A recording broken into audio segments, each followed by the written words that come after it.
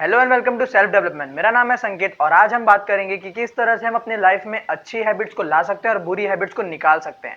सोचिए, अगर आप अपनी लाइफ में अच्छी हैबिट्स को इंस्टॉल करते जाओगे धीरे धीरे तो एक बड़ा रिजल्ट मिलेगा। नाउ लेट्स सी कैसे ये हो सकता है।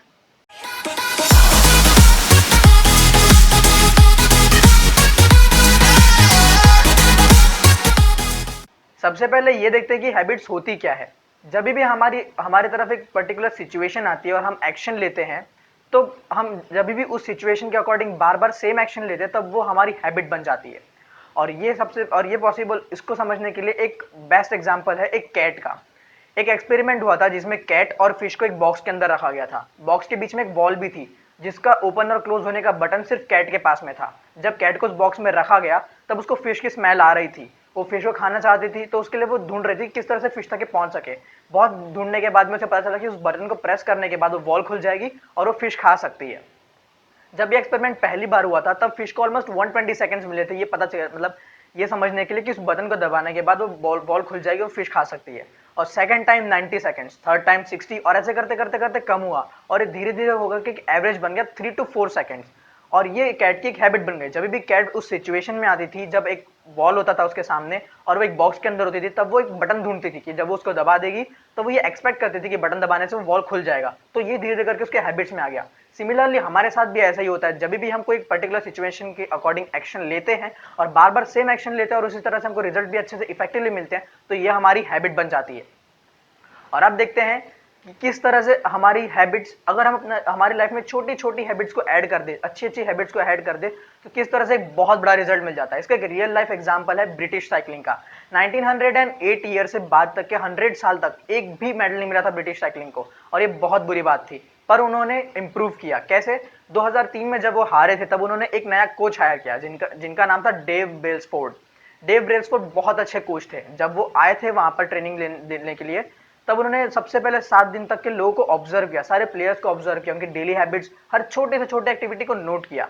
उन्होंने देखा कि उनकी छोटी छोटी मिस्टेक्स उनको बहुत बड़ा मिस्टेक का रेवेन्यू पे करना पड़ रहा था। तो उन्होंने सबसे पहले स्टार्ट किया उनकी सीट से। सबसे पहले उन्होंने 7 दिन सब कुछ ऑब्जर्व किया, उसके बाद 8th दिन से एक्शन लेना स्टार्ट किया। और 8th दिन में उन्होंने उनकी सीट को चेंज किया, सीट का डिजाइन चेंज किया, मटेरियल चेंज किया, जिसकी वजह से राइडर्स पे कंफर्टेबली बैठ सके और पेडल तक उसका पैर आसानी से पहुंच सके, जिससे कि थोड़ी एफिशिएंसी बढ़ जाए। उन्होंने उसके बाद रबर, मतलब टायर पर ध्यान दिया, टायर की ग्रिप को चेंज किया, मटेरियल चेंज किया, और टायर पर अल्कोहल को अच्छे से रब किया जिससे अच्छी ग्रिप मिले। और जब अच्छी ग्रिप मिलेगी तो फ्रिक्शनल लॉस कम होंगे, और फ्रिक्शनल लॉस कम होने की वजह से एनर्जी बढ़ेगी, स्पीड बढ़ेगी, और उसकी वजह से थोड़ी और स्पीड बढ़ जाएगी। वो यहाँ पर ही नहीं रुके, उन्होंने उनके क्लोथ के फैब्रिक्स को तक चेंज किया। ऐसे फैब्रिक को ढूंढा जो मोस्ट इफेक्टिव हो और कंफर्टेबल हो, जिससे कि राइडर जल्दी से जल्दी और इफेक्टिवली काम कर सके। उन्होंने उनके मसाज ऑयल को तक चेंज किया जो कि फास्टेस्ट मसल रिकवरी रेट दे सके, जिससे कि जब भी वो मसाज ऑयल को लगाए तो उन्हें जल्दी से मसल रिकवरी हो जाए और वो वापस से ट्रेनिंग की तरफ आ जाए। उन्होंने फिर से ध्यान दिया उनकी मैट्रेस पर। उनकी जो मैट्रेस थी उतनी अच्छी नहीं थी, उन्होंने मैट्रेस को चेंज किया, एक आरामदायक मैट्रेस लाया जिससे कि राइडर की अच्छे से नींद हो और अगले दिन वो ट्रेनिंग के लिए बेटर, अच्छी एनर्जी से आ सके। वो यहाँ पर ही नहीं रुके, उन्होंने और ऐसी बहुत सारी छोटी छोटी चीजों को एडजस्ट किया। और सबसे बड़ा एग्जांपल है, जब भी वो रेस करने के लिए जाते थे तो जो उनका ट्रक था जिसमें उनकी साइकिल्स जाती थी, उसमें बहुत सारे डस्ट पार्टिकल्स आ जाते थे कभी कभी। तो जब उनके फाइनली ट्यून्ड बाइक्स में जब वो डस्ट पार्टिकल आते थे तो बाइक की परफॉर्मेंस को बस थोड़ा सा इफेक्ट करते थे, पर उन्होंने उसको भी चेंज कर दिया, मतलब ट्रक को पूरे अंदर से व्हाइट कलर का पेंट कर दिया। तो अब क्या होगा, जहां पर भी थोड़ा सा भी डस्ट पार्टिकल होगा हमें दिख जाएगा और वो उस चीज को अच्छे से रिमूव कर पाएंगे। और रिमूव करने के बाद में बाइक की जो एफिशिएंसी वो बरकरार रहेगी। और इसी तरह से छोटी छोटी छोटी छोटी चीजों को जोड़ जोड़ कर, ढेर सारी चीजों को जोड़ करके उन्होंने एक बहुत बड़ा रिजल्ट बनाया। और रिजल्ट कब मिला था? 2008 में। 2008 में जब उनकी रेस हुई थी तब उनके पास 60% मेडल थे, including silver, bronze and gold, तीनों मेडल को इंक्लूड करके 60% जो मेडल्स थे वो ब्रिटिश साइकिलिंग्स के पास थे। और वो यहाँ पर ही नहीं रुके, उन्होंने और इंप्रूव कर देगा और नेक्स्ट 4 साल में उन्होंने बहुत सारे रिकॉर्ड्स बनाए, जिसमें से 9 थे ओलंपिक रिकॉर्ड्स और 7 वर्ल्ड रिकॉर्ड। देख सकते हो किस तरह से छोटी छोटी हैबिट्स को उन्होंने चेंज करके एक बहुत बड़ा मैसिव रिजल्ट आया। इसी तरह से हम अगर अपनी लाइफ में छोटी छोटी अच्छी अच्छी हैबिट्स बना दिए तो हमें बहुत बड़ा रिजल्ट मिल सकता है। सोसाइटी हमें ये बताती है कि अगर तुमको बहुत बड़ा कुछ अचीव करना तो तुमको उसके लिए बहुत बड़ा एक्शन लेना होगा, बहुत एनर्जी लगानी होगी, और ये सब सोच करके हम थक जाते हैं और एक्शन नहीं ले पाते हैं।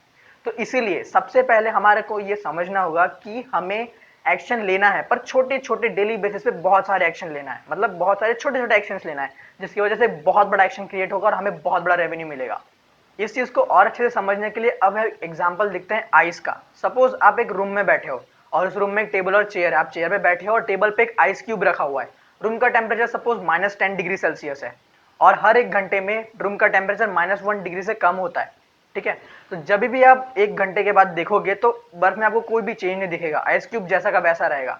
पर जब वो -10 से -9 होगा, -9 से -8 होगा, -8 से -7 होगा, और ऐसे करते करते करते करते जब -1 तक पहुंचेगा, तब तक आपको कोई रिजल्ट नहीं दिखेगा। तो क्या इसका ये मतलब है कि एफर्ट लगाने का कोई मतलब नहीं हो रहा, मतलब एक एक टेम्परेचर ड्रॉप करने का कोई मतलब नहीं हो रहा है? मतलब हो रहा है, बट उसका रिजल्ट कब दिखेगा? एक थ्रेशोल्ड पॉइंट पर, और वो थ्रेशोल्ड पॉइंट होगा 0 डिग्री सेल्सियस।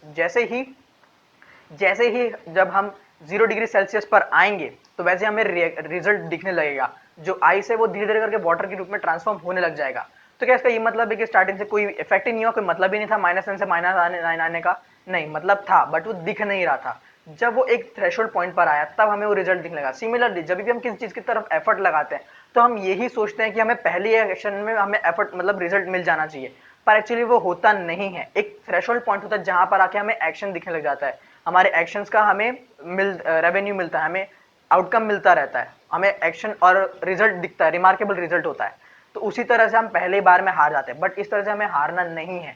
हमें अपने आप को थोड़ा थोड़ा रोज इंप्रूव करना है, तब जाके एक बहुत बड़ी कंडीशन है, मतलब एक ऐसी कंडीशन आएगी जब हमें एक रिमार्केबल रिजल्ट दिखेगा, जो रिजल्ट दिख सकेगा।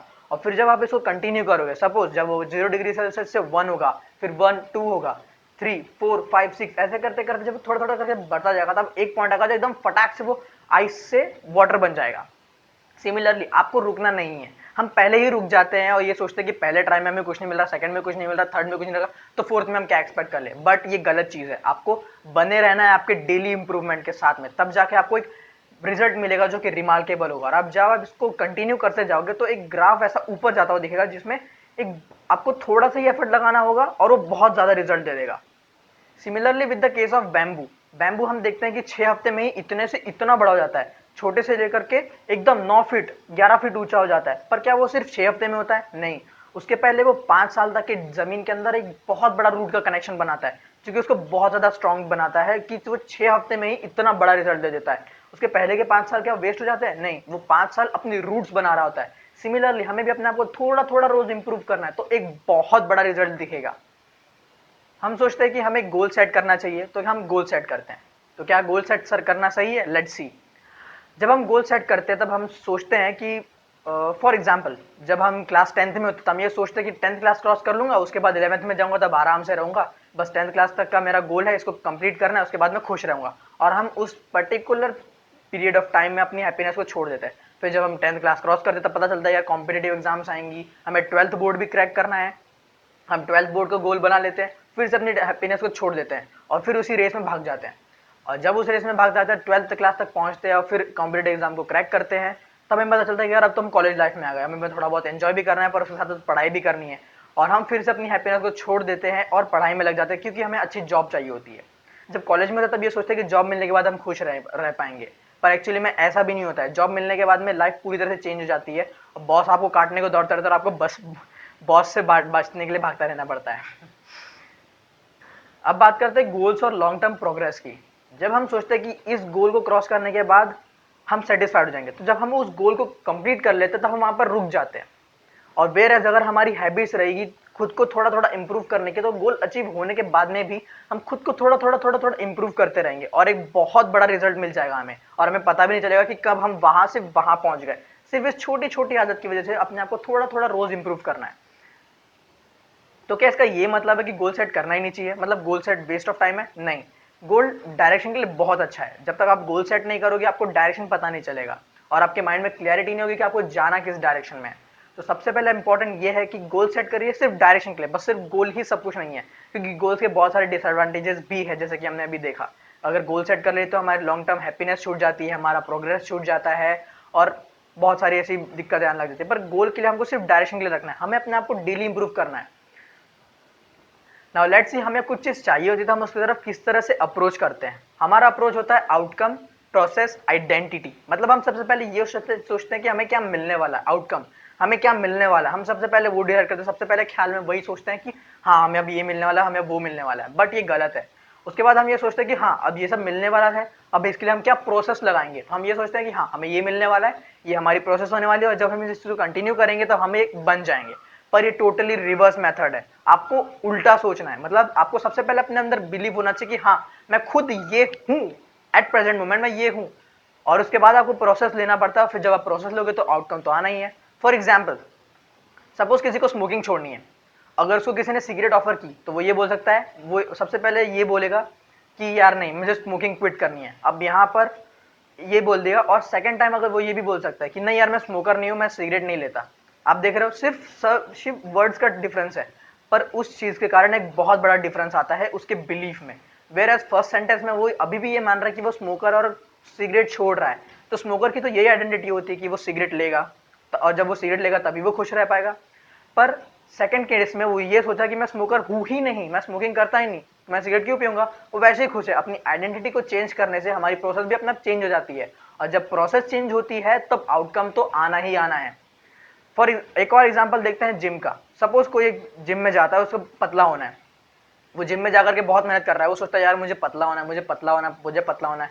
अब आप देख सकते हो, और वेरस अगर वो ये चीज बोले कि नहीं यार मैं बॉडी बिल्डर हूँ, और बॉडी बिल्डर को इतना सारा फैट अच्छी बात होती नहीं है, मुझे अपना फैट कम करना चाहिए, मुझे अपनी हैबिट्स चेंज करनी चाहिए, मुझे अपनी प्रोसेस चेंज करनी चाहिए। यहाँ पर भी थोड़ा सा ही डिफरेंस है, पर बिलीफ को पूरी तरह से चेंज कर दे रहा है। कैसे? जहां वो फर्स्ट कंडीशन में ये सोचा है कि यार मैं अभी भी मोटा हूँ, और मोटे होने की आइडेंटिटी क्या है, आराम से बैठना, और वो उस चीज के अपोजिट काम कर रहा है, इसलिए वो खुश भी नहीं रह पाता, और उसके प्रोसेस भी चेंज नहीं होती, तो आउटकम आने ही नहीं वाला है। वेयर एज सेकंड कंडीशन में वो खुद को ये सोच दे रहा है कि यार मैं बॉडी बिल्डर हूँ, और बॉडी बिल्डर के साथ में इतना सारा फैट होना अच्छी बात नहीं है, इसलिए वो अपनी प्रोसेस को चेंज करेगा, और जब अपने प्रोसेस को चेंज करेगा तो उसके साथ में वो खुश रहेगा, और जब वो खुश रहेगा और प्रोसेस चेंज होगी तो आउटकम तो डेफिनेटली आना है। अब देखते हैं कि हम आइडेंटिटी किस तरह से बदल सकते हैं। हमने तो ये तो सोच लिया कि किस तरह से, मतलब हमें आइडेंटिटी बदलना जरूरी है, पर आइडेंटिटी किस तरह से बदली जाती है, इसके दो स्टेप है। सबसे पहले तो हमें डिसीजन करना होता है, डिसाइड करना होता है। जैसे कि हमें पता है क्लैरिटी इज पावर, हमें अपने आप में क्लियरिटी होनी चाहिए कि हमें करना क्या है। तो सबसे पहले एक डिसाइड कर लो, पेपर पे लिख लो या फिर कुछ भी कर लो, कहीं पर भी लिख लो, अपने दिमाग में अच्छी तरह से बिठा लो, एक डिसीजन ले लो कि हमें करना क्या है एग्जैक्टली। उसके बाद में अपने आप को प्रूफ करना है स्मॉल विन से। किस तरह से? सपोज एक सिगरेट है, मतलब जो स्मोकर है उसको कोई सिगरेट ऑफर करता है ना, तो वो सिगरेट नहीं लेगा, और वो सोचेगा कि हाँ मैं स्मोकर नहीं हूँ, मैं सिगरेट नहीं लेता, तो ये एक मेरी विन हो गई। जब मुझे किसी ने सिगरेट ऑफर किया, मैं से रिजेक्ट कर दिया, तो ये मेरी विन हो गई।